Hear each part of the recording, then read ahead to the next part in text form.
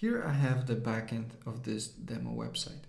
I go to plugins, and you should find a plugin called, well, let me see, Google Tag Manager for WordPress.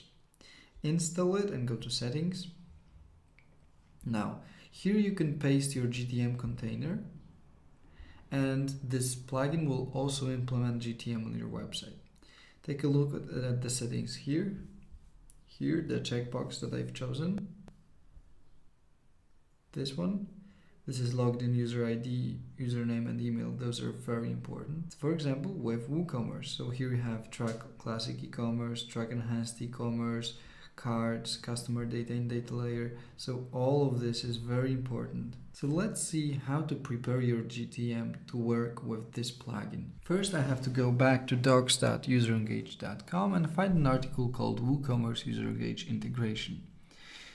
Basically, it's the same thing, but configured a little bit differently so that the trigger names are already custom made and adjust to the plugin that I've showed you in the previous video. When I click here, I will download this GTM integration container. Now I go back to Tag Manager, I go to Admin, Import Container, choose File.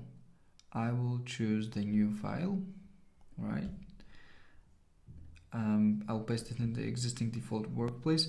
Of course, you should merge, not override. In my case, I can override because I want to change what I already have. So in place of the old integration, I will paste this new integration. But in your case, you choose merge.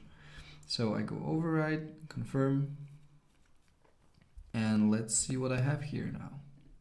Let's go to tags, and as you can see, those tags look exactly as those presented before. Let's see if they work. So now let's test those events, starting with add. I refresh here, and first I can click add to cart. Let's wait, add to cart, refresh the timeline, and it's here, it works. All right, let's move on to other ones. So for example, cart and checkout. Okay, proceed to checkout. Now I can go place order, which has generated the purchase event. Now let's take a look into my timeline, if they worked. Purchase, fine.